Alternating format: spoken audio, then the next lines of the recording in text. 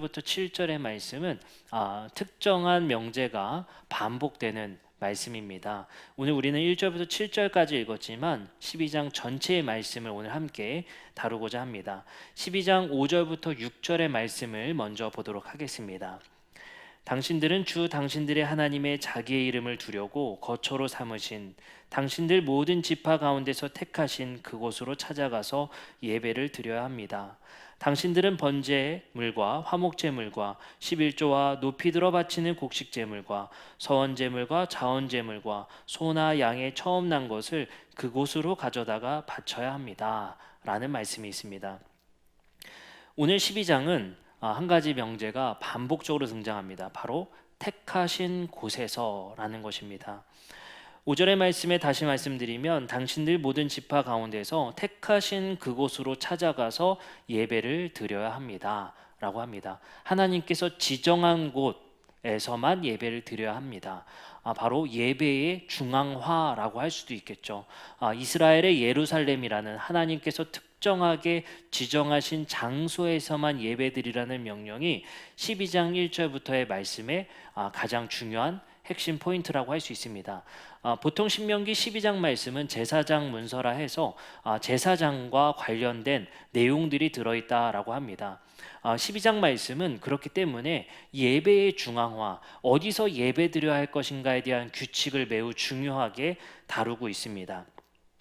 근데 중요한 것은 예배를 아무 곳에서나 드리지 말라는 것입니다. 구약 성경의 용어로는 제사라고 할 수 있겠죠. 제사를 아무 데서나 드리지 말라는 거예요. 이런 경고가 뒤따릅니다. 8절입니다. 우리가 오늘 여기에서는 각기 소견대로 하였거니와 너희가 거기에서는 그렇게 하지 말지니라. 지금 광야에서는 하나님께서 지정한 장소가 없었어요. 항상 옮길 때마다 성막도 같이 텐트라고 했죠. 텐트를 접었다 펴면서 그곳에서 예배를 드렸고 하나님은 구름 가운데 임재하셔서 그들과 함께 거주하셨습니다. 그러나 이제 정착지에 가서는 하나님께서 택한 장소, 이제 정착을 하게 되는 거예요. 하나님은 그 장소에서만 만날 수 있고 하나님은 그곳에서만 예배할 수 있다는 관념이 이곳에 들어 있습니다. 그렇기 때문에 12장 8절에는 각기 소견대로 했지만 그곳에는 각기 소견대로 하면 안 된다라고 말을 합니다. 우선 우리가 먼저 살펴볼 것은 이 규칙이 역사 속에서 이스라엘에게 잘 시행됐느냐, 이걸 먼저 살펴봐야 될 것 같아요. 시행되지 당연히 못하겠죠. 사사기 17장 6절에 보면 이런 말씀이 있습니다. 그때에는 이스라엘의 왕이 없었으므로 사람마다 자기 소견에 옳은 대로 행하였다. 여기서도 문제점의 포인트가 드러나는 그 어떤 문제 제기가 등장합니다. 사람마다 자기 소견에 옳은 대로 했다는 겁니다. 자기가 합리적으로 생각한 대로, 자기가 상식적으로 생각한 대로 행동했다는 것이 사사기의 기자의 이야기입니다. 열왕기상 12장 29절부터 32절에 보면 택한 곳에서 예배를 지속적으로 이스라엘이 했는가에 대한 문제 제기를 합니다. 이렇게 말하죠. 하나는 베델에 두고 하나는 단에 둔지라. 이 일이 죄가 되었으니 이는 백성들이 단까지 가서 그 하나에게 경배함이더라. 남한국과 북이스라엘로 나라가 분할되자 북이스라엘의 왕은 바로 예배를 하나는 베델에 하나는 단에서 드리게끔 분할하게 됩니다. 왜 그랬을까요? 북이스라엘 왕 입장에서는 남유다의 그 택한 장소에서 자꾸 예배드리다 보면 그곳에 정착을 할까봐 북이스라엘 왕은 정치적인 관점을 통해서 또 왕권 강화를 위해서 베델과 단이라는 곳에 새로운 제단을 설치하게 됩니다. 여기서 분명히 열왕기의 기자는 이걸 이렇게 말하죠. 이 일이 죄가 되었다.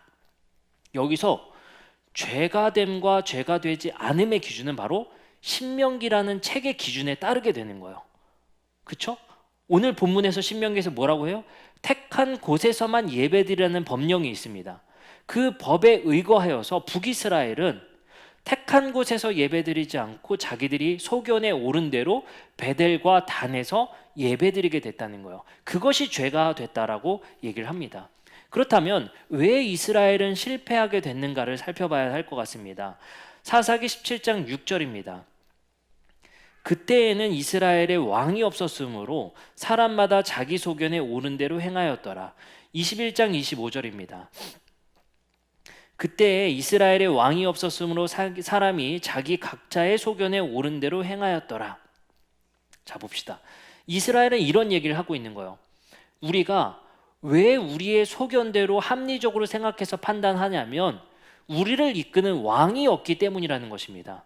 근데 사무엘 선지자는 이러한 주장에 대해서 바로 반박을 하게 되죠.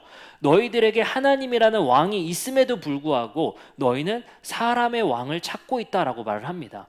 하나님은 충분히 너희들에게 법령으로, 윤리로, 여러 가지 방식으로 너희들에게 명령하였지만 너희들은 그것을 무시하고 사람 왕이 없었기 때문에 자기의 소견에 옳은 대로 하고 있다라고 지금 사무엘 선지자는 지적하게 됩니다. 이렇게 말합니다. 사무엘상 8장 5절부터 6절의 이스라엘의 주장입니다. 그에게 이르되 보소서 당신은 늙고 당신의 아들들은 당신의 행위를 따르지 아니하니 모든 나라와 같이 우리에게 왕을 세워 우리를 다스리게 하소서 한지라. 우리에게 왕을 주어 우리를 다스리게 하라 했을 때 사무엘이 그것을 기뻐하지 아니하여 여호와께 기도하매라고 합니다. 여기서 이스라엘 백성들이 왕을 요구한 그 동기를 보자는 거예요. 이렇게 말을 하죠. 다른 나라와 같이 우리에게도 왕을 세워 달라는 것입니다. 그러면 다른 나라와의 왕이 어떤 기능이 있었냐는 거예요. 사무엘상 8장 19절부터 20절에 이렇게 말합니다.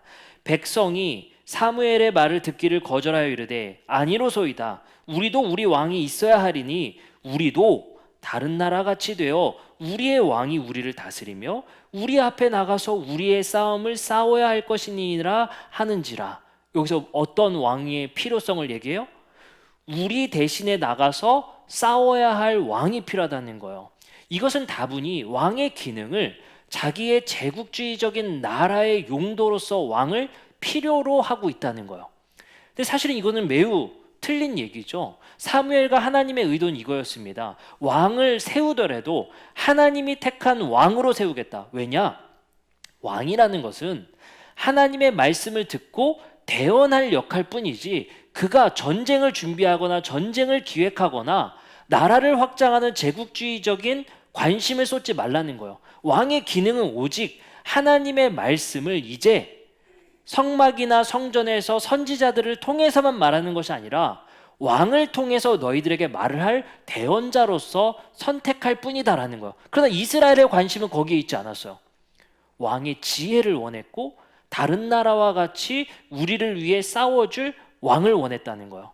여기서 다분히 이스라엘은 하나님의 말씀과 법령과 그들의 소견대로 옳은 대로 하기 위한 그 이유는 자신들의 욕망에 있었다는 겁니다. 나라를 확장하고 더 강해지고 더 부유해지기 위한 나라를 위해 다른 나라와 같이 다른 나라의 모델과 같이. 근데 하나님은 이렇게 원치 않으셨죠. 하나님 분명히 이렇게 말씀하십니다. 너희가 거주했던 애굽 땅의 풍속도 따르지 말고 너희가 거주할 땅인 가나안의 풍속도 따르지 말라. 그 모델이 아니라는 거예요. 하나님이 통치하는 나라의 모델은 애굽도 아니고 가나안도 아니라는 겁니다. 근데 이스라엘은 자꾸만 지속적으로 농사 지으려면 농사의 신, 우리가 제국주의적인 나라를 만들려면 왕이 필요하고 다른 나라의 모델을 계속해서 따르고 그 모델을 원하더라는 거예요. 하나님은 이것이 죄가 되었다라고 말을 하게 됩니다. 그리고 이제 이스라엘 백성들이 택한 장소에서 예배드리지 못한 그 실패의 사유를 열왕기상 12장 27절은 이렇게 말합니다. 만일 이 백성이 예루살렘에 있는 여호와의 성전에 제사를 드리고자 하여 올라가면 이 백성의 마음이 유다 왕된 그들의 주 르호보암에게로 돌아가서 나를 죽이고 유다의 왕 르호보암에게로 가리로다 하고, 여기서 북이스라엘 왕의 아이디어는 무엇입니까? 왜 택한 곳에서 하나님의 그 명령을 따르지 않고 베델과 단에 새롭게 제단을 설치해서 그곳에서 예배드리길 원했습니까? 남유다의 왕에게로 돌아가고자 하는 마음이 생길까 봐 그랬다는 거예요. 다분히 뭡니까? 다분히 왕권 강화를 위해서. 이게 다 뭡니까? 인간의 지혜와 인간의 뜻과 인간의 합리성에 의해서, 이걸 성경적 표현은 뭐라고 합니까? 자기의 소견에 옳은 대로 판단하고 있다는 거예요. 하나님은 기준이라는 걸 정해주셨어요. 무엇이 선이고 무엇이 악인지를. 이거를 창세기 기자는 어떻게 고발하냐면요, 이렇게 고발을 하죠. 너희는 선악을 알게 하는 나무를 먹지 말라. 선과 악은 하나님께 달려있다는 거예요. 여러분들, 택한 곳에서 예배하는 게 왜 선이고 왜 그곳에서 하지 않는 게 왜 악입니까? 이유가 없어요. 하나님이 정한 것이 선이고 하나님이 안 된다고 하는 것이 악이에요. 근데 인간이 선악을 알게 하는 나무를 먹자 인간 스스로가 선과 악을 판단하기 시작합니다. 그렇기 때문에 성경에서는 우리가 생각했을 때 이게 왜 선이야? 예를 들어 이겁니다. 꽤 잔인한 얘기가 될 수 있겠지만 하나님은 여호수아서를 통해서 가나안에 입성할 때 이런 명령을 내리시죠. 젖먹이는 아이까지 다 죽여라. 이게 어떻게 선이 될 수 있습니까? 이 전쟁이 어떻게 선이 될 수 있습니까? 우리의 합리적인 사고, 우리의 소견대로 생각한다면 이것은 선이 될 수가 없어요. 이건 당연히 윤리적 악이 되게 됩니다. 하지만 성경에서는 하나님께서 명령하신 바가 선일 뿐이고 하나님께서 하지 말라는 것이 악일 뿐입니다. 근데 창세기 기자의 고발과 같이 인간이 선악을 알게 하는 나무를 먹자 인간은 인간의 소견에 옳은 대로 선과 악을 판단하죠. 뭐가 선이에요? 나에게 도움이 되면 선. 나에게 해를 끼치면 악. 하나님의 기준과는 상관이 없어요. 그 첫 번째 사람이 누구였습니까? 가인이죠. 가인은 스스로 첫 번째 인간으로서 아담과 하와의 자녀로서 선과 악의 판단을 내려버린 인간의 최초의 사람이 되게 됩니다. 가인은 어떻게 됩니까? 하나님께서 아벨의 제사를 받자 하나님이 하신 행동은 선인 것 뿐이에요. 우리는 왜 아벨의 제사를 받으셨는가? 유추할 필요도 없습니다. 하나님이 하신 것, 그것이 절대적인 선일 뿐이라는 거예요. 근데 가인은 어떻게 되죠? 얼굴이 안색이 변해버리는 거예요. 하나님께 분노하게 됩니다. 그리고 이제 아벨을 죽이는 자기가 심판자의 역할. 이거는 불공정합니다, 하나님. 하나님은 이 제사를 동일하게 받으시던지 해야지 왜 아벨의 제사를만 받으십니까? 최초로 인간이 불공정이라는 걸 느끼기 시작하는 거예요. 하나님이 하신 일에 대해서. 그때 무엇을 일으켜요? 심판자의 역할 노릇을 하게 됩니다. 여기서 북이스라엘 왕도 똑같이 느꼈을 것 같아요. 불공정하다는 거예요. 그리고 뭐합니까? 비효율적이라는 거예요. 굳이 예루살렘까지 가서 드릴 필요가 뭐가 있어? 베델과 단이라는 북쪽 끝까지 너희들에게 편하게 갈 수 있도록 할게. 왜냐하면 단이라는 곳은 이스라엘의 가장 북쪽 끝에 있는 거거든요. 마치 우리 한반도의 지도로 보면 백두산쯤에 있는 그 단지파의 사람들은 어떻습니까? 제사 지내고 절기 지내려면요 예루살렘 강원도 끝에서 강원도 우리 서울까지 내려와야 돼요. 그 고생을 하면서 제사를 드리러 와야 되는 거예요. 근데 하나님은 이것이 효율과 비효율을 떠나서 이것이 공정함과 불공정을 떠나서 하나님이 택했다는 거예요. 여기에 무슨 의도가 있을까요? 저는 택하신 장소의 중요성이 있다라고 보진 않아요. 근데 지금 이스라엘은 어떻게 되죠? 그걸 성지라고 생각하죠. 성지라는 개념을 버려야 돼요. 하나님이 택한 곳을 성지로서 중요 장소로서 인간이 우상화시키고 있단 말이에요. 그 택한 곳이라는 장소에 어떤 특정한 의미가 있기보다는 우리 삶에서 하나님을 감각하는 방법을 기능적으로 알려주신 것 같아요. 어떻게 기능할 수 있습니까? 예를 들면 이런 겁니다. 우리 계속 반복적으로 얘기하는 광야의 먹는 훈련, 만나와 메추라기 효율적입니까? 하나님도 귀찮을 것 같아요. 매일매일 주려면 3일치 정도 줬다가 냉동 방법을 알려주시든지 아니면 거기 광야니까 어떻습니까? 요즘 훈제, 훈제 방식을 통해서 한 일주일 먹게 하든지 그게 효율이잖아요. 근데 하나님 어떻게 해요? 본인도 귀찮을 텐데 매일 주세요. 이게 기능적인 거거든요. 어떤 기능을 주는 거야? 하나님을 감각하는 방법을 우리에게 알게 하시는 거예요. 그 신을 감각하는 방법이 무엇인지를 우리의 삶의 모든 것으로 가득 채우고 살면 신을 감각할 수가 없다는 거예요. 매일매일의 비우는 삶, 예수님의 말씀으로는 그거죠. 케노시스, 우리를 늘 비워야 되는 것. 하나님과 동등되는 그 교만에 올라가지 않고 그것을 취하지 않으시고 인간의 몸으로 오셔서 낮춤을 실현하신 것. 그 삶이 우리에게 경험되어져야 뭘 할 수 있다는 거야? 하나님을 늘 감각할 수 있다는 거예요. 그게 기능적인 거거든요. 그리고 또 제사는 어떻습니까? 굳이 가야 되는 거예요. 굳이 가야 되는 거. 저도 신학적으로는 동의합니다. 어디서나 하나님이 계시기 때문에 어디서나 예배 드려도 되고 온라인 예배도 똑같은 기능을 한다고 볼 수 있어요. 근데 하나님은 왜 이런 불편한 방식을 계속 주시냐는 거예요. 꼭 여기 왜 모여야 되냐는 거예요. 제가 또 뭐 건물로 다시 모이자는 얘기를 하는 건 아니에요. 뭘 얘기하냐? 우리가 시간을 쓰고 거기에 생각을 하게 되고 날짜를 맞추게 되고 그것에서 그 노력과 수고에 의해서 하나님을 감각할 수 있다는 기능적인 거거든요. 이걸 모든 게 나쁘다. 야, 굳이 그럴 필요 없어. 굳이 또 그럴 필요도 없습니다. 여기에 분명히 기능적 효과가 있기 때문에 그래요. 주일날 어때요? 굳이 준비해야 되잖아요. 여성분들 화장도 하셔야 되고 목욕도 해야, 또 굉장히 또 보수적인 교회는 주일은 반드시 목욕 재개와 가장 좋은 옷으로 입어야 되고 이게 더 허튼 말은 아닌 것 같아요.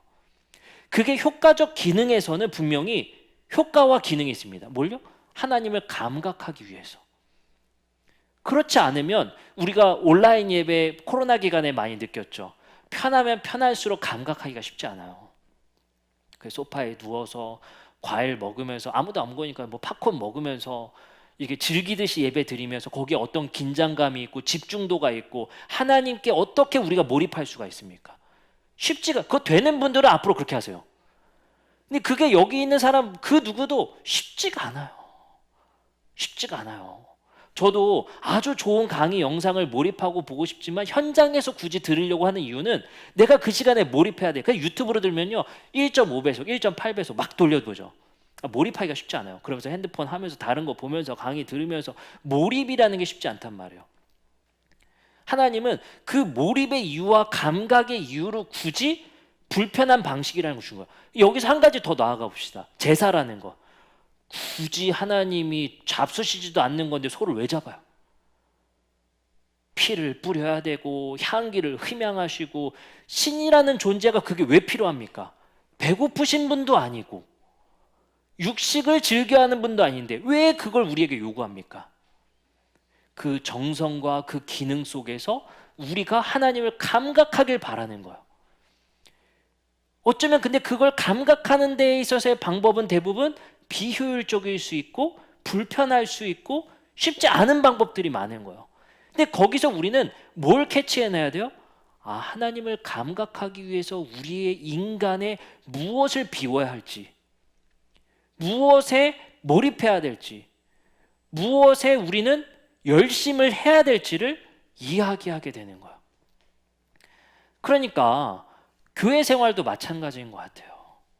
편한 게 다는 아니라니까요. 제가 우리 교회 성도님들께 가장 흐뭇해하는 건 대부분 장거리에서 오신다는 거예요. 그 장거리, 마치 단에서 예루살렘 오는 정도의 거리들을 많이 오시죠. 그 안에 얼마나 여러분들이 하나님을 감각하는 시간들이 됩니까?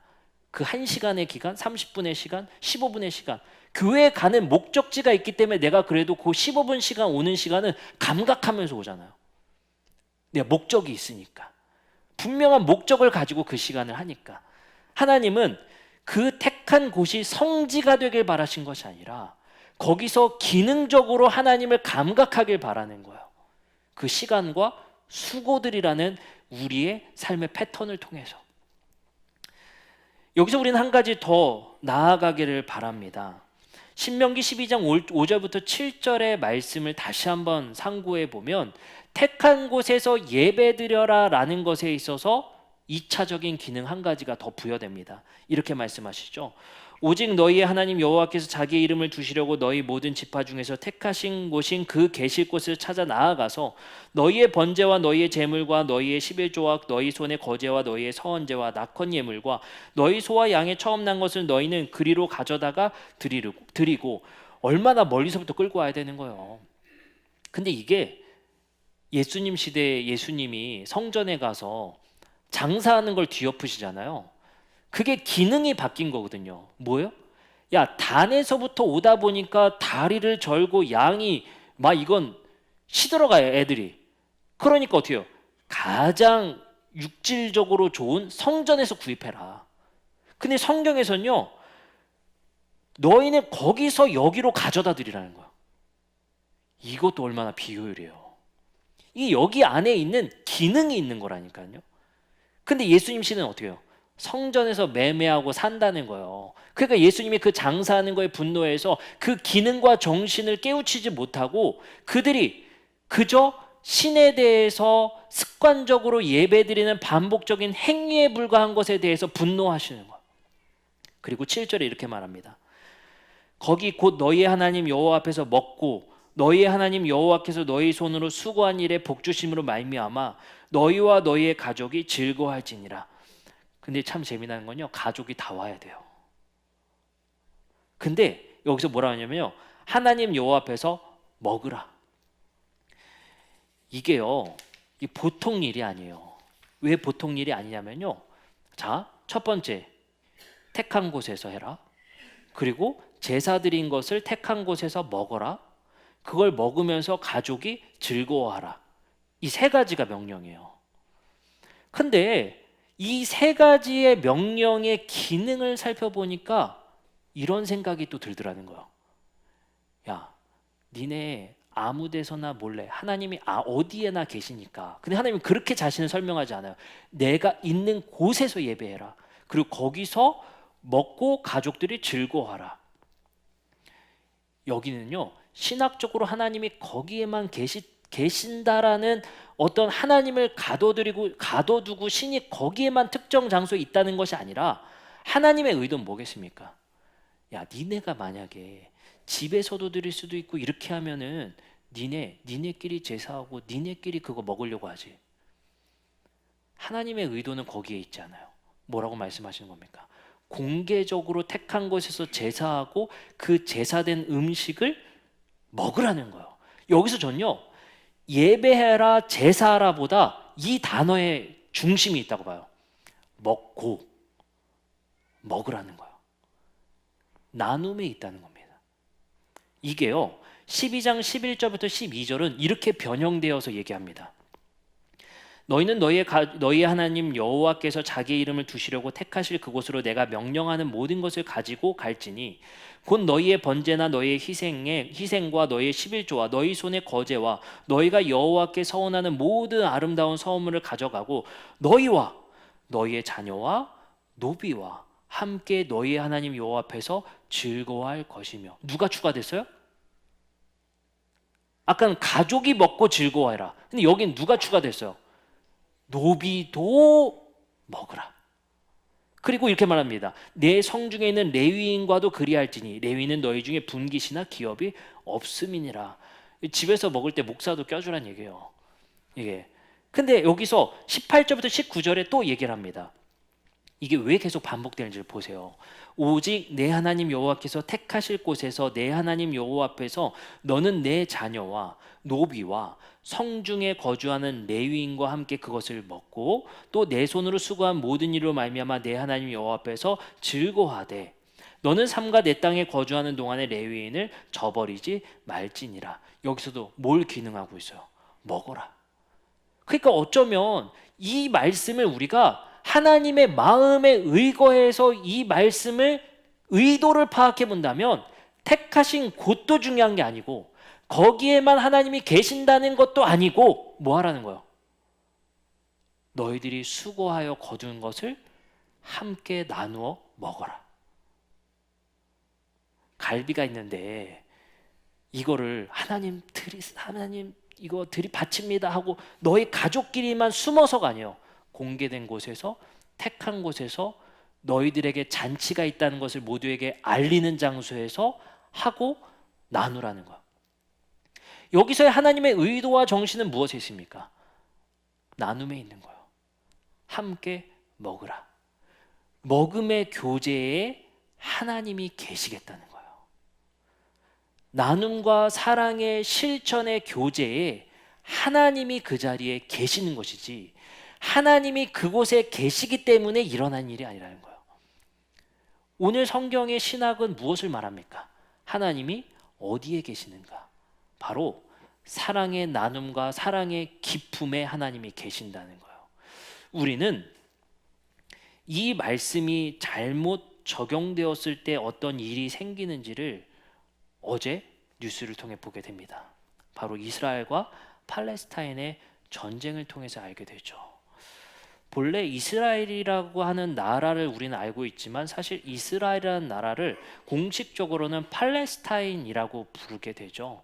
역사적으로는 이스라엘이 로마의 식민지가 된 이후, 예수님 시대 이후에 식민지가 된 이후 성전이 허물어지고 이스라엘은 흩어지게 됩니다. 그 뒤에 홀로코스트를 겪고 유대인들은 뿔뿔이 흩어진, 전 세계에 흩어진 나라의 사람들로 살게 됩니다. 그곳에 당연히 빈 땅이 되었기 때문에 거주했던 사람들이 팔레스타인 사람들이었고 아랍인들입니다. 물론 자기들의 뿌리를 성경 속에서 찾는다면 사마리아인들 정도 되겠지만 그것을 근거하기는 어려운 그곳의 토착민 정도가 됩니다. 근데 어느 날 갑자기 이스라엘이 3차 중동 전쟁까지 이르러서 중동의 전쟁을 일으키고 성전, 거룩한 전쟁이라는 것을 치르게 됩니다. 왜요? 성경을 근거로 거기는 우리 땅이라는 거예요. 그렇기 때문에 유대인들이 그곳에서 집결하게 되고 원래 이곳이 우리의 땅이라고 성경을 기반으로 주장하게 됩니다. 근데 팔레스타인 사람들은 당연히 황당하죠. 기원 후 600년 이후부터 계속 그들이 거주했기 때문에 당연히 자기들의 고향이었고 자기들이 거주하는 땅일 뿐입니다. 그러나 유대인이라는 사람들이 성경을 근거로 모세라는 사람을 지도자를 근거로서 그것의 땅을 아브라함의 후손인 우리의 땅이다 라고 주장하게 되어 전쟁이 일어나게 됩니다. 유대인들은 미국에 힘입어서 그것을 정복하게 되고 그곳의 가장 중앙 성지인 황금 돔사원, 지금은 이제 올드타운이 되어진 예루살렘 황금 돔사원을 차지하게 됩니다. 근데 유대인들도 그때는 이렇게 생각을 하게 됩니다. 이것을 우리가 정복해서 허물게 되면 이슬람의 3대 성지거든요. 거기가 메카와 함께 그 성지를 허물어 버리면 이게 중동에 엄청난 전쟁이 이르기 때문에 그곳을 이제 다른 나라의 이슬람권에게 그곳을 관리할 책임을 주게 됩니다. 그래서 그곳의 성지는 이렇게 되는 거죠. 솔로몬이 지은 성벽의 한쪽 측면만 남은 통곡의 벽이 유대인들에게 굉장히 중요한 성전터가 되면서 이슬람의 황금 돔사원을 세운 그 황금 돔사원 지하에는 지성전이 있다라고 믿어요. 그리고 황금 돔사원 안에는 큰 바위가 들어가져 있거든요. 그 바위는 이슬람의 성인인 마호멧이 그곳을 딛고 승천했다라고 믿어요. 그럼 이게 이슬람의 성지이면서 유대인들의 지성소의 자리가 겹쳐버리는 거예요. 이게 굉장히 문제가 되거든요. 근데 이스라엘에 문제가 생깁니다. 뭐가 문제가 생겨요? 이스라엘이라는 나라를 트럼프 대통령 때부터 나라로 인정하기 시작해요. 이스라엘이라는 나라로. 근데 사실 자기들의 주장이지 세계적으로 그걸 인정하지는 않는 거거든요. 근데 그걸 공식화하기 시작합니다. 이스라엘이라는 나라를. 그러면서 이스라엘이 지금 문제가 되고 있는 것은 이스라엘이라는 민족이 유대인들이 소수기 때문에 인구 정책을 계속 늘려가야만 해요. 그래서 아프리카 유대인들도 데려오고요. 뭐 유대인들은 계속해서 이 집성촌으로 데려와서 팔레스타인인들을 쫓아내서 가자 지구라는 곳에 가둬두게 되는 거예요. 그래서 거기에 장막을 설치해서 못 나오게 하죠. 그들은 억울한 거예요. 우리가 1000년 넘게 이곳에서 살았는데 성경이라는 것을 근거로 우리를 나가라는 거예요. 그들의 입장에서 말이 안 되는 거예요. 그리고 성지가 겹쳐. 이게 엄청난 문제가 되는 겁니다. 근데 이스라엘이라는 사람들이 민족의 나라를 계속해서 나라를 하는데 요즘 어때요? 인구수가 계속 줄잖아요. 전 세계적으로. 유대인들도 마찬가지거든요. 성경적인 그런 어떤 기능적으로 많이 낳진 않아요. 근데 유대인들 중에 많이 낳는 뭐라고 해야 되죠? 집단이 있어요. 그게 뭐냐면 울트라 옥소도스라고 하는데 정통주의 유대인들이에요. 그들은 피임을 하지 않습니다. 그리고 그들은 핸드폰도 쓰지 않아요. 미디어도 시청하지 않습니다. 완전히 보수 유대인들이에요. 그 우리가 화면에서 보는 검은색 옷 입고 다니는 사람 있잖아요. 구렛나루 이렇게 길러서 그 사람들이에요. 정통 유대인들. 그 사람들은 핸드폰 정보 전달 안 되니까 항상 이 포스터로 정보 전달을 해요. 그리고 이제 전화는 해야 되니까 문명을 따라가야 되니까 이제 유대 랍비들에 의해서 검증된 핸드폰만 쓸 수 있습니다. 뭐 스마트폰 이런 건 안 돼요. 부정하기 때문에 그걸 쓰게 됩니다. 근데 문제는 뭐냐면요, 그 사람들은 피임을 하지 않고 아이를 계속 많이 낳다 보니까 이스라엘은 정당제인데 정당에서 그 울트라 옥소도스가 많이 차지하게 됐어요. 그러니까 민주적인 방식이니까 표에 의하니까 이거는 다수가 이기는 게 되는 거예요. 그러니까 그 정통 유대인들과 그것보다 조금 세속적인 시오니즘주의자들이 이스라엘의 정당에 과반수가 돼버렸습니다. 시오니즘이라는 사람들은 뭐냐면요, 성전 회복주의자들이에요. 성전을 다시 탈환해서 그곳에 다시 성전을 지어야 메시아가 오고 그곳에 하나님이 임재할 거라는 거예요. 여러분들, 이 문제가 촉발돼서 이제 전쟁이 일어나게 된 거잖아요. 그러니까 이게 골치 아파요. 여기에 사우디와 이스라엘이 화해를 하려고 했단 말이에요. 미국이 원해서 이걸 화해를 하려고 했는데, 이걸 화해하는 걸 누가 싫어요? 이란이 싫어한단 말이에요. 이게 수니파와 시아파 이슬람 계열이 나뉘기 때문에 이게 싫은 거예요, 이게. 그럼 어떻게 됩니까? 이란 입장에서는 사우디는 수니파인데 지금 전쟁을 걸어온 하마스라는 데도 수니파예요. 이스라엘이랑 수니파가 또 전쟁을 하게 되니까 사우디는 이스라엘 편을 들어줄 수가 없어요. 협력을 할 수가 없단 말이에요. 그러니까 지금 전쟁은 이란이 싸우길 원하는 거. 그래야 이게 다 깨지잖아요. 그러니까 여기에 모든 그게 어디 있습니까? 강대국의 그 이기적인 정책과 자국 중심적인 외교적인 문제에 의해서 무고한 어린아이와 사람들이 죽어나는 거야. 근데 그 사람에게 뭘 가지고 전쟁하라는 겁니까? 종교의 성질을 탈환하라. 이게 악마화된 종교예요. 우리 그리스도교는 여기서 자유로울 수 있습니까? 우리는 왜 십자군 전쟁을 치렀습니까? 성지의 탈환. 하나님의 마음이 무엇이고 하나님이 왜 택한 곳에서 예배드리기를 원하셨습니까? 그곳이 성지가 되길 바라시는 것이 아니에요. 근데 우리는 성경을 점차적으로 문자적으로 하라는 대로 하면 돼. 근데 하나님이 원하시는 건 뭐예요? 그 성경 안에 담겨있는 하나님의 마음, 가치, 정신, 의도를 파악하라는 거예요. 왜요? 우리는 사고하고 생각하고 해석할 수 있는 사람들이니까. 근데 이거를 문자적으로 보게 되면서 이 종교가 어떻게 되게 되는 겁니까? 하나님을 섬긴다고 하지만 우리는 성지를 섬기고 있으며, 제가 그래서 사실은 성지순례라는 표현도 별로 좋아하지 않아요. 성지라고 쓰면 안 됩니다. 아무 의미가 없어요. 거기가 왜 성지입니까? 근데 그것에 우리는 자꾸 의미 부여를 하고 그 장소를 거룩하게 여기고 그곳에 의미 부여를 함으로 인해서 그것에 대한 욕망을, 근데 사실상 이거를 계속해서 기획하고 계획하고 전쟁을 유도하는 사람들은 성지에 관심이 없어요. 자기 나라의 이익을 위한 것뿐이지. 미국은 안 그렇습니까? 자기 나라의 이익을 위해서 대리 전쟁을 치르게 하는 거죠. 이스라엘이라는 나라를 앞세워서. 이것이 계속적인 반복을 일어나서 무고한 사람만 계속 종교라는 이름으로 죽어나는 거예요. 어쩌면 이 사람들이 계몽되길 바라지 않을 수도 있어요. 이런 종교에서 하나님이 우리에게 의도하신 바를 깨우치기를 원치 않을 수도 있어요. 왜요? 그들을 계속해서 이용해야 되니까. 우리도 이것에서 자유롭지 못하다는 것은 지금 우리에게 이러한 역사적 이유를 통해서도 알 수가 있습니다. 근데 오늘 말씀은 어떻습니까? 우리가 이것을 성지로 다루고 택한 곳에서 하나님을 문자 속에 가둬두는 것이 아니라 하나님의 마음과 뜻과 하나님이 원하시는 의도를 살피는 것이 우리 그리스도인들에게 매우 중요하다는 사실을 알 수가 있어요. 거기에 무엇이 있습니까? 하나님의 의도는 우리의 욕망과 우리의 뜻과 우리의 합리를 위해서 우리의 소견에 옳은 대로 하길 원하시는 것이 아니라, 하나님의 의도는 그곳에서 너희가 몰래 나만을 위한 이기적인 삶을 살 것이 아니라 좋은 일 있거든 나눠라. 내가 거기에 거하겠다. 우리가 이것을 파악하라는 거예요.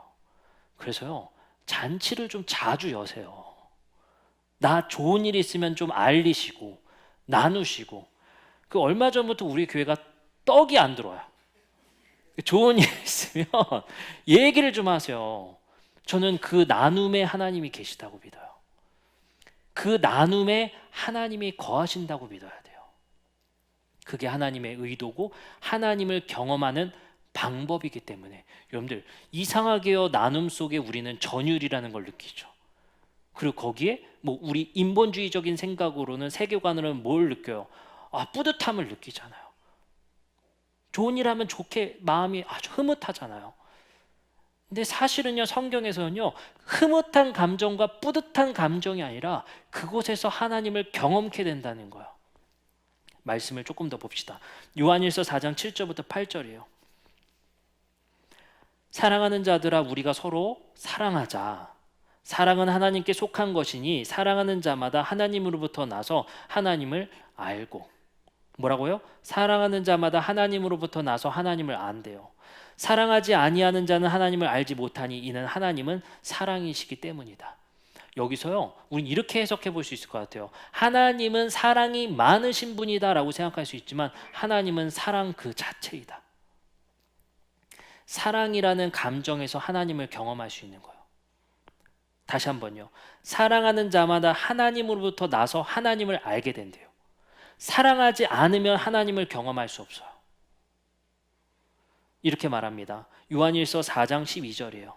우리가 신을 정말 알고 있습니까? 라고 물어봤을 때 우리는 어쩌면 얼마나 깊이 사랑해 본 일이 있습니까? 라고 치환해서 읽을 수 있는 것 같아요. 깊은 사랑의 감정 안에서 하나님을 경험할 수 있다는 거거든요. 이렇게 말합니다. 4장 12절입니다. 어느 때나 하나님을 본 사람이 없으되 만일 우리가 서로 사랑하면 하나님이 우리 안에 거하시고 그의 사랑이 우리 안에 온전히 이루어지니라. 사랑이라는 건 문자가 아니죠. 감정이라고도 표현할 수 없을 것 같아요. 사랑이 뭔데? 근데 그게 하나님이시래요. 우리 인간의 존재의 기반이 사랑이라는 거예요. 이건요, 공간도 아니고요, 존재를 설명하는 것도 아니고요, 그 모든 것의 기반이 사랑에서부터 시작된다는 거예요. 예레미야 22장 15절부터 16절은 이렇게 말합니다. 내가 백향목을 많이 사용하여 왕이 될 수 있겠느냐? 내 아버지가 먹거나 마시거나 아니하였으며 정의와 공의를 행하지 아니하였느냐? 그때에 그가 형통하였느니라. 그는 가난한 자와 궁핍한 자를 변호하고 형통하였나니 이것이 나를 알미냐. 구약 성경도 마찬가지죠. 하나님을 안다, 경험한다는 거죠. 어디서 경험한대요? 가난한 자와 궁핍한 자를 변호하고 형통한 삶을 살 때, 그 이타적인 삶의 사랑이 깊이가 있을 때 하나님을 경험할 수 있다는 거예요. 그러니까 우리가 단순히 뿌듯하다, 나 요번에 진짜 동기부여돼서 이번에 좀 내가 마음이 아주 좋은데, 좋은 일 하니까, 그런 감정이 아니에요. 하나님을 경험했다는 거예요, 그게. 그리고 말합니다. 잠언 14장 31절에 지혜자는 이렇게 말해요. 가난한 사람을 학대하는 자는 그를 지은 이를 멸시하는 자요. 우리 저번 주에도 읽었죠. 우리의 삶의 행동과 경험에 하나님이 연결되어져 있다고요. 그리고 말합니다. 19장 17절이에요. 가난한 자를 불쌍히 여기는 것은 여호와께 구워드리는 것과 마찬가지다. 이게 뭐예요? 우리가 하는 행동의 그 경험 안에서 신의 존재가 있다는 거예요. 거기서 발견되어진다는 거예요. 근데 성경의, 구약 성경의 사람들은 지금 어떻다고요? 성전에 계신 하나님, 성지, 장소, 공간, 우리도 맨날 이거를 궁금해요. 하나님은 어디 계신가? 이 관념이 바뀌어야 돼요. 왜요? 지금의 청소년들과 대학생들은요, 아주 고차원적인 망원경으로 이제는 우주의 끝을 본다고요. 그리고 이제 우주가 점점 더 팽창하고 확장해 간다고요. 원시적 우주를 탐험해요. 탐구해요. 그 사람들에게 하나님은 하늘에 계셔요. 공간의 하나님으로 인식하게 돼요. 근데 이제 성경 속에 있는 저자들과 사람들의 세계관은 당연히 어떻게 인식할 수밖에 없어요? 그곳을 탐험해보지 못한 사람들에게는 당연히 하나님이 그곳에 계실 수밖에 없다라고 생각했을 거예요. 근데 우리는 이제 성경에서 하나님을 어떻게 바라봐야 되는지를 관점을 바꾸고 관념을 바꿔야 된다는 거예요. 이야기합니다. 요한복음 14장 9절부터 10절이에요. 예수께서 이르시되 빌립아 내가 이렇게 오래 너희와 함께 있으되 네가 나를 알지 못하느냐? 나를 본 자는 아버지를 보았다. 예수를 경험하고 본 사람이 곧 하나님을 경험하게 된다는 거거든요. 예수는 계속해서 자기 비움을 통해서 어떻게 보면 투명화되는 거죠. 거기서 그 예수의 사랑과 십자가적 최고의 이타적 행동을 통해서 하나님의 사랑이 무엇인지를 알게, 하나님이 왜 사랑이신지를 알게 하시는 거예요. 사랑이라는, 서로 인간과 인간의 사랑이라는 경험을 통해 하나님을 경험하게끔 하기 위해서. 그래서 빌립보서 2장 6절부터 11절은 이렇게 말하죠. 그는 근본 하나님의 본체시니 하나님과 동등됨을 취할 것으로 여기지 아니하시고 오히려 자기를 비워 종의 형체를 가지사 사람들과 같이 되셨다. 자기 비움. 우리가 우리의 인간의 욕망과 자기의 소견에 옳은 대로 하는 행위들을 비워냄을 통해서 또 하나님을 성지에 가둬두려는 욕망, 내가 하나님을 내 뜻과 내 꿈과 내 비전을 위해서 이용하기 위한 욕망을 내려놨을 때 하나님을 경험하게 된다는 거야. 그때 이제 우리는 뭘 하게 돼요? 이기적이고 개인화된 인간에서 이타적인 삶을 살겠다라는 그 용기와 사랑 안에서 경험하게 된다는 거야. 여러분들, 바울은 이런 체험과 다르게 하나님을 경험했던 것 같습니다. 다메섹 도상에서 신비한 환상과 아라비아에서의 신비한 체험을 통해 하나님을 발견했던 인물이 바로 사도 바울입니다. 우리도 그렇게 노력을 많이 했죠. 부흥회를 통해서, 격정적인 기도를 통해서, 그리고 우리의 끌어올리기 위한 신비주의적 감성을 통해서 하나님을 발견하고자 역사적으로 엄청나게 노력을 해왔습니다. 바울도 그랬죠. 그래서 우리도 그렇게 하나님을 만나고 싶죠. 근데 바울이 하나님을 체험하고 신비의 경험을 한 후 성숙한 바울의 신앙의 고백을 들어보세요. 뭐라고 하는지 아세요? 방언도 소용없다. 사랑이 없으면 이거는 의미가 없다는 거예요. 사람이 천사의 말을 할지라도. 바울의 신앙에 하나님의 경험의 정점은 신비에 있지 않았어요. 뭐에 있다는 거예요? 우리의 삶 속에서의 사랑의 경험 안에서 하나님을 경험한다. 고린도전서 13장 12절부터 13절은 이렇게 고백합니다. 우리가 지금은 거울로 보는 것 같이 희미하나 그때에는 얼굴과 얼굴을 대하여 볼 것이요. 지금은 내가 부분적으로 알지만 그때는 주께서 나를 아신 것 같이 내가 온전히 알리라. 그런즉 믿음, 소망, 사랑 이 세 가지는 항상 있을 것인데 그 중에 제일은 사랑이라. 놀랍게도 하나님을 보고 하나님을 경험한다라는 표현 뒤에 뭐가 제일 중요하다? 하나님을 경험하는 방법은 사랑이다. 그래서 하나님은 사랑이 많은 분이시다라는 고백보다 하나님이 사랑이다.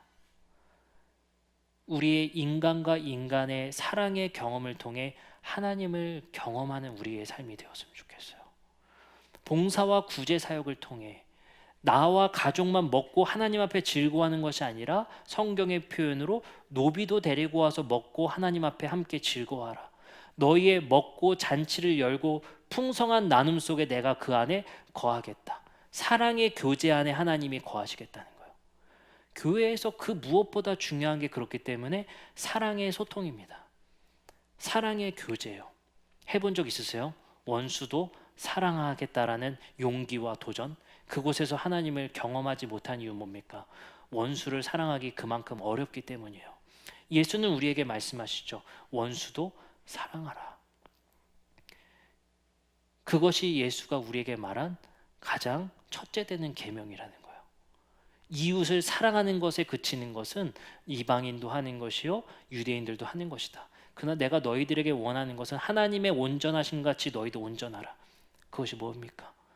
원수도 사랑하는 그 용기와 경험에서 하나님을 경험할 수 있을 거라는 거예요.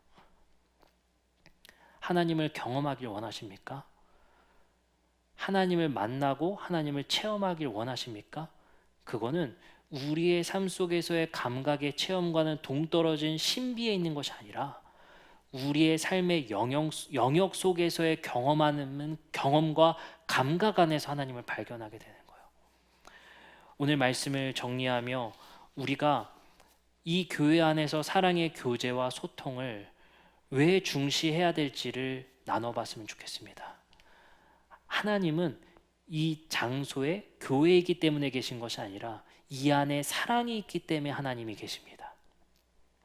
우리의 사랑의 감정을 통해 하나님을 발견하시고 하나님을 경험하는 우리 모두가 되었으면 좋겠습니다. 말씀을 마치면서 많은 분들이 저에게 질문을 하셨어요. 같이 찬양하고 기도하실 텐데 저번 주에 저한테 엄청 많이 전화하셔서요. 목사님 힘든 일 있으세요? 제가 뭐 그다지 힘든 일은 없습니다. 저도 마음에 답답함이 있어요. 뭐가 답답하냐면요. 저는 아는데 여러분들은 모르는 게 많잖아요. 뭔지 아세요? 여러분들의 고민과 아픔이 교회에 공개되진 않았지만 저만 아는 사실이 너무 많아요.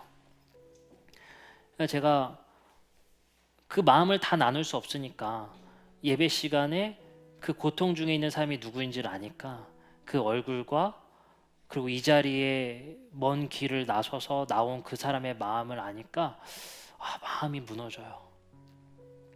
마음이 너무 아픈 거예요. 근데 그 안에서 하나님을 경험케 되고 하나님이 나에게 주시는 감동을 경험하게 되는 거예요. 제가 그렇게 눈물이 많지 않은 다분히 T성향인 사람인데 제 눈물은 제 감정에 의해서 눈물이 나는 것이 아니라 그 사랑을 나눌 때 하나님을 경험하기 때문에 눈물이 나는 것 같아요. 일면식도 없고 뭐 그다지 뭐 저한테 맨날 그러잖아요. 목사님 그럼 나 교회 안 나가요? 교회가 뭐 호구도 아니고 뭐만 되면 교회를 안 나오겠대. 그거 마음대로 하세요. 근데 중요한 건 뭡니까? 그럼에도 우리의 손을 놓지 않아야 되는 이유는 뭡니까? 원수 같은 행동을 해도 우리가 그 손을 놓지 말아야 되는 건 뭡니까? 그 잡은 손에서 하나님을 경험할 수 있기 때문에 그래요. 하나님은 저 차가운 곳에 동떨어져서 우리가 경험하기 어려운 그 카타르시스적인 그 고차원적인 신비의 영역에만 들어가서 우리의 감각과는 다른 초감각에서만 발견되는 것이 아니라 우리가 일상에서 감각되어지는 방식으로 하나님이 감각되어지는 거예요. 우리가 이웃을 위해 눈물 흘리는 그 눈물 안에서 하나님이 발견되어진단 말이에요.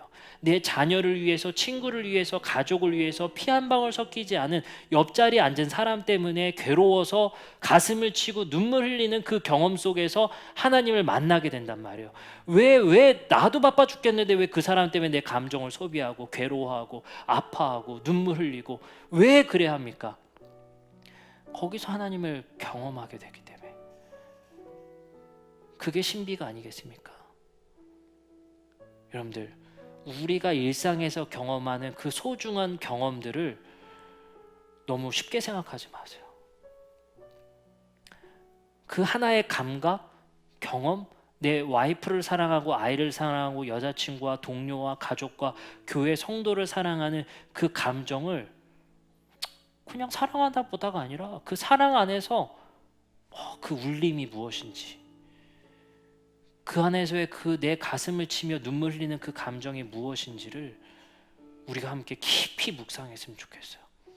하나님은 높이 계신 분이 아니라 사랑의 깊이 안에 계십니다. 깊이 사랑하세요. 그 깊은 사랑 안에서 하나님을 경험하게 되었으면 좋겠습니다. 이제 우리 함께 찬양하고 기도하겠습니다.